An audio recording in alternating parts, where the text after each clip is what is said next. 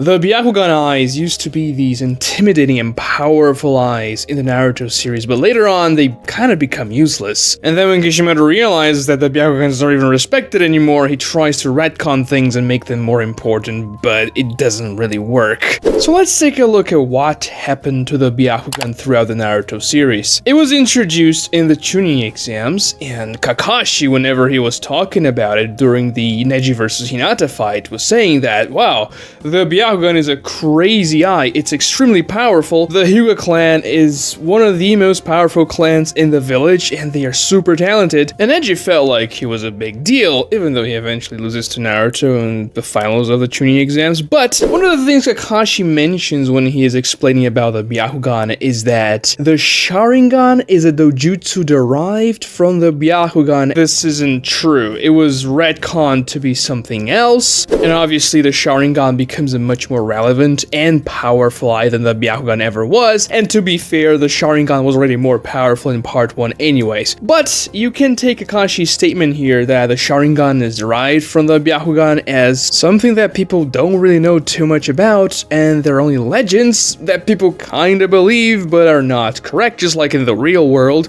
Now, I don't think this was Kishimoto's intention when he wrote this scene, but you can take it as that, legends that are incorrect. Because if you think about it, it doesn't make much sense for the Sharingan to be either an evolution or even a derivative of the Byakugan, because the eyes don't really share many characteristics. The Byakugan has several capabilities. It can see through solid things, it can see very far away, it gives you almost 360-degree view, and it can see chakra very well. The Sharingan, on the other hand, the base form, is capable of predicting the opponent's movements, casting genjutsu, copying the opponent's movements, and also jutsus, and it can see chakra as well. This is the only feature that the Sharingan and the Byakugan share, and the Sharingan is much worse at seeing chakra than the Byakugan. The Byakugan can see it much more clearly. A Byakugan user can see the chakra network of the opponent perfectly, and that's why they use the Gentle Fist to shut down the chakra network, because the Gentle Fist in of itself is not something that only the Hyugas can do. If you have a good amount of chakra control, you could also shut down chakra networks. The problem is that you simply cannot see where the chakra network is located in the opponent's body. You can only do that with the Byakugan, and because only the Hyuga Clan has the Byakugan, they can develop the Gentle Fist, and they make that their speciality. And it's clear that the Hyugas were supposed to be this counter for pretty much anything that's thrown against them that uses extremely powerful ninjutsu, because if you can't use your chakra, then you can't do much, can you? And for a time, it felt like, sure, I guess, these Hyugas are pretty powerful. Neji was doing pretty well in Naruto Part 1. I mean, he did lose to Naruto, but Naruto had to use the Nine Tails, and he had a pretty amazing fight against Kidomaru, which he won, barely, but Kidomaru was pretty powerful, and he knew very well how to counter the Byakugan. One of the funny things about the Hyuga Clan is that whenever they appear,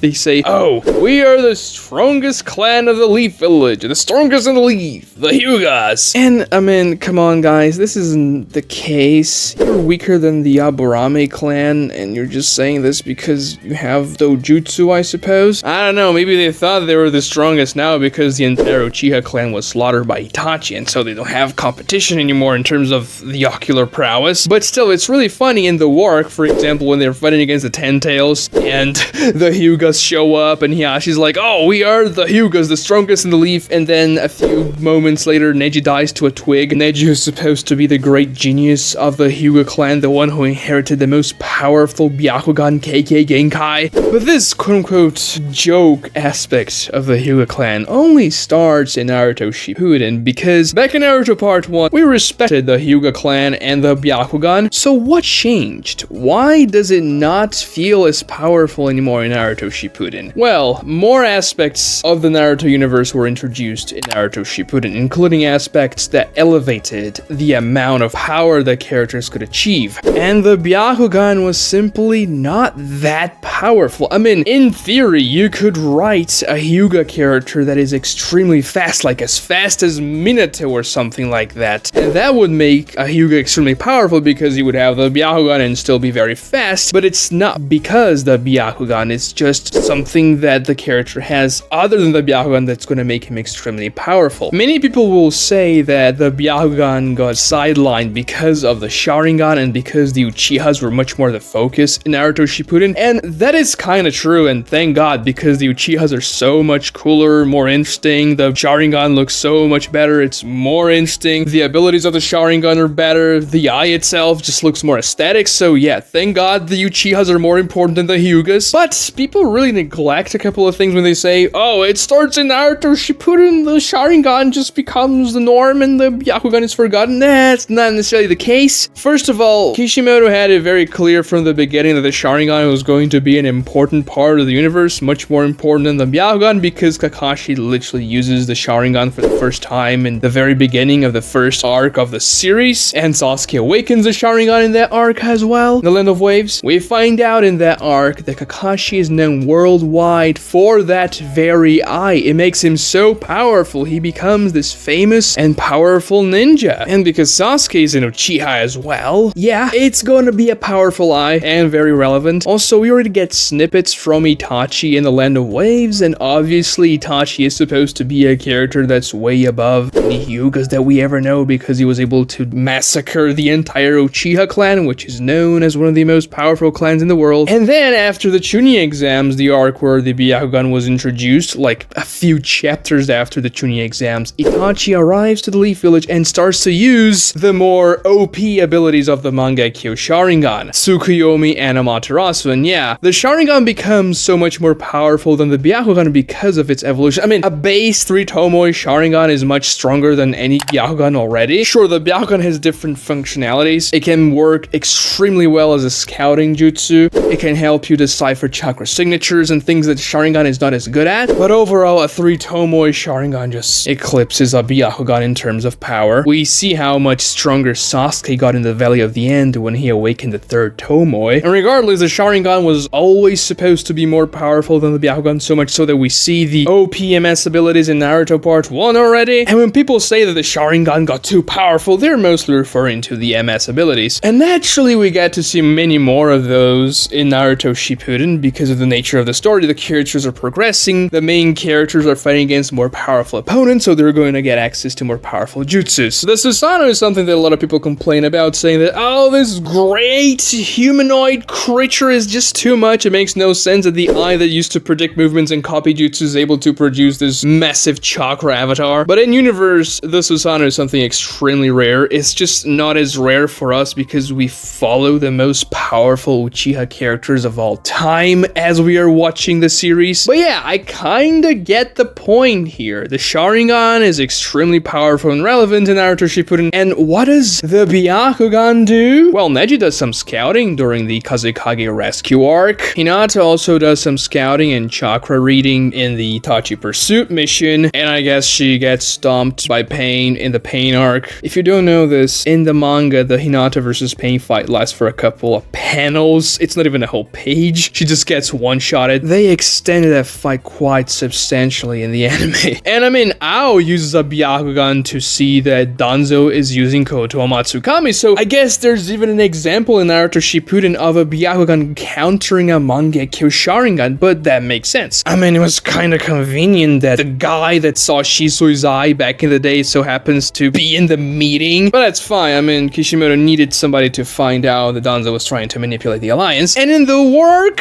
I mean, Neji and Hinata fight against a few Black Zetsu, and then Neji dies to a twig. So obviously the Byakugan isn't as relevant or powerful. And why is that the case? Well, it's a known complaint about Naruto Shippuden that Kishimoto did not develop many of the interesting side characters he introduced in Naruto Part 1, even side characters that got a lot of screen time like Neji and Rock Lee pretty much got nothing at all in Naruto Shippuden. I mean, Neji dies kind of out of nowhere and that's what he does, but they don't get major fights or even moments in Naruto Shippuden, which is unfortunate. Kishimoto focused much more on other characters like Akatsuki, Naruto, Sasuke, and other Uchihas, which some people are salty about because they don't like the Uchiha clan or they just prefer the Hyugas. There certainly should have been more development for those characters, the Hyuga clan in general. Even though I prefer the Uchihas, it doesn't mean I wouldn't want to see more from the Hyuga clan. But even if they got more development and we saw more Hyugas fighting, there would still be a bit of a problem here, because where do you go after the Byakugan and the 128 68 palms that Neji uses against Kidomaru in the anime. That jutsu does not exist in the manga. He only goes up to 64. Because if you think about it,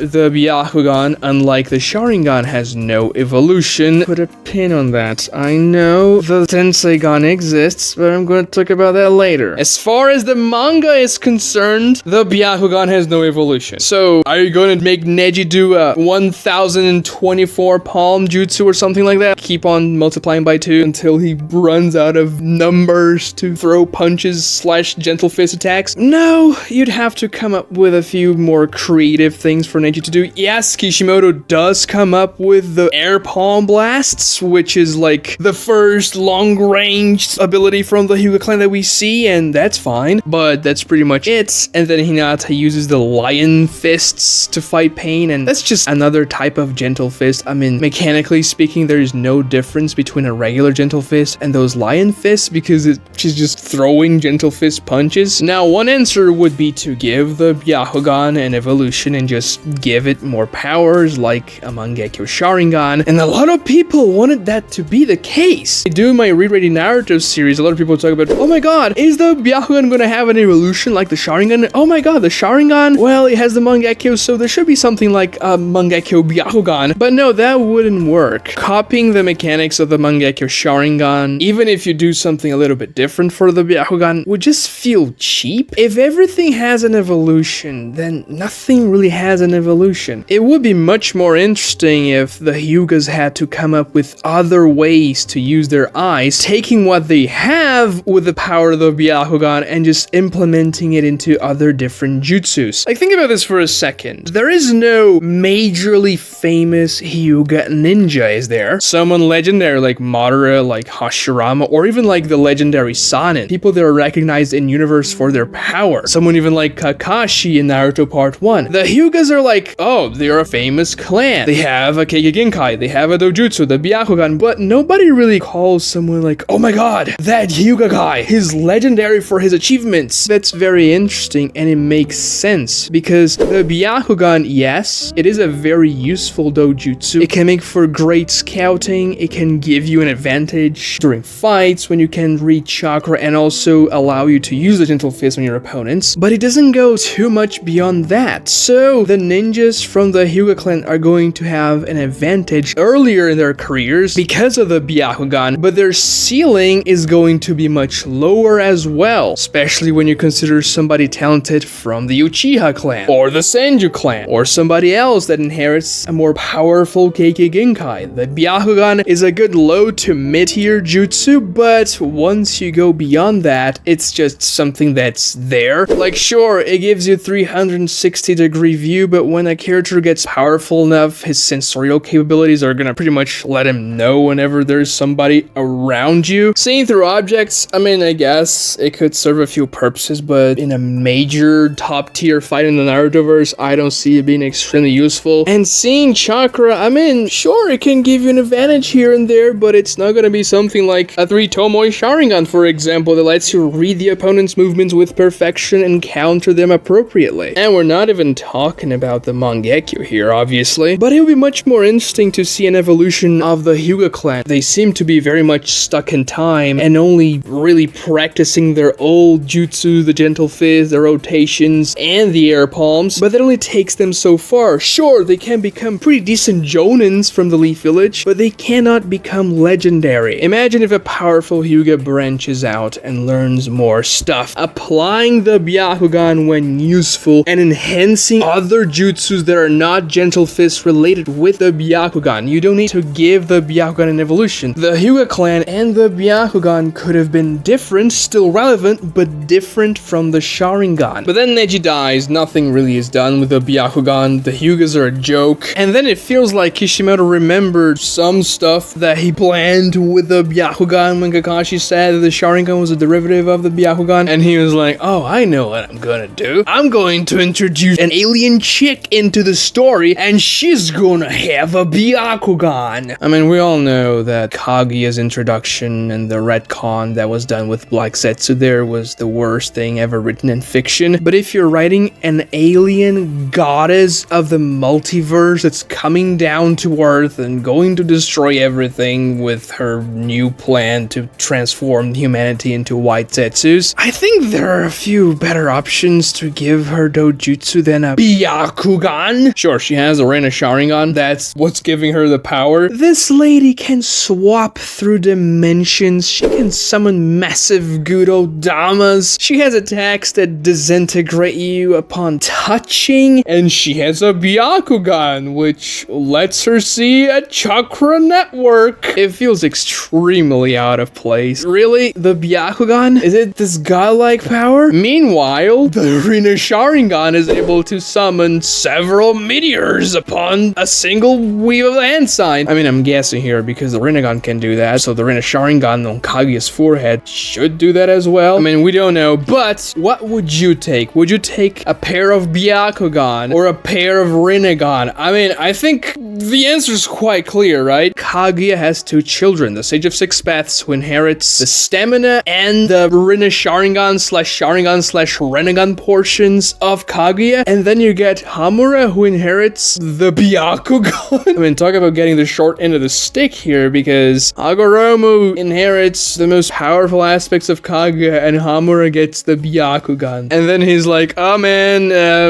I'm too weak, I'm gonna live in the moon. Inside of the moon. Like, Hamura goes to live inside of the moon. This is so stupid. But don't you get the feeling that Kishimoto was trying to make the Byakugan much more important retroactively? Obviously, this is an entire massive retcon, and the Byakugan being so relevant is another one of those retcons. When it was introduced in the Chunin exams, it's obvious that this wasn't the direction Kishimoto was going with the origins of the Byakugan. And if you ask any person that's watching or reading Naruto for the first time, where do you think the Byakugan came from? The last possible answer that's gonna come in their mind is gonna be, oh, it was definitely an alien goddess that came down to Earth and had a Byakugan and spread it to her children. It's not gonna be that. And Kishimoto just trying to make the eye important by giving it to a stupid Otsutsuki god and giving it to Hamura. And then we obviously get Naruto the Last, and I made an entire video reviewing Naruto the Last. Pretty long video, very comprehensive, and I talk about in that video that the Hyuga clan is given this godly status for no reason. Even though they were completely irrelevant for the entire series, they are retroactively trying to make them more important. Well, because Hinata is going to end up with Naruto, so things are important. And then we have this guy Toneri with the evolution of the Byakugan, the Tenseigan. In the movie, they make an evolution for the Byakugan because obviously they wouldn't be able to contain themselves. And what does the Tenseigan do? I mean, I guess it draws the moon towards Earth, and the moon was falling because of the Tenseigan, and the Tenseigan is actually this massive eye inside of the moon, and it's also in Toneri's sockets, and nobody cares. It's just absolutely convoluted. But if you're going about giving the Byakugan and the Hyuga clan more relevance, this is literally the worst way to do it. Instead of giving the Hyuga clan more personality, instead of exploring the conflict between the branch and the main families, no, let's just make them descendants of aliens, and let's forget about the entire conflict and the seal marks on their foreheads. That thing was not resolved in the series. Like, Neji dies, and you feel like, oh, I mean, the Hyuga clan is getting released from their curse, because whenever the alliance flies towards the 10 tails after Neji dies, they form a massive bird with the 9 tails as chakra, and that's to represent Neji being free, even though he died protecting the main family as he was programmed to do from birth. So I don't know how free he died. The Hyuga clan itself does not get an arc in the series. I mean, I guess Neji does get one, a very bad one with his death, but the clan itself, it seems pretty much stuck in time. And then in Naruto the Last, we just get the backstory that, well, the Hyugas are the descendants of Hamura's Otsutsuki half, and they got a Byakugan for him, and they used to live inside of the moon. But it's all very artificial. You never believe for a second that this is something that belongs in the Naruto universe. So ultimately, the downfall of the Byakugan comes down to the Hyugas not being explored in Naruto Shippuden. Because yeah, even if the Byakugan was not supposed to be the strongest dojutsu in the verse, there were so many interesting things that you could have done to develop the Hyuga as a clan and also the Hyuga characters further. Neji and Hinata do get an arc in Naruto Part 1, and that's good, but obviously that wasn't the end of the series, especially for the Hyuga clan, and especially after Naruto versus Neji, when Naruto tells Neji, I'm going to fix the Hyuga clan. Those things never get addressed. fast, and because the Hyugas have so little screen time in Naruto Shippuden, it just feels like the Byakugan falls off, but in truth, no, the power of the eye remains the same in Naruto Shippuden. It's just that we get introduced to so many more powerful jutsu that it feels like the Byakugan got weaker. Subscribe to this channel if you haven't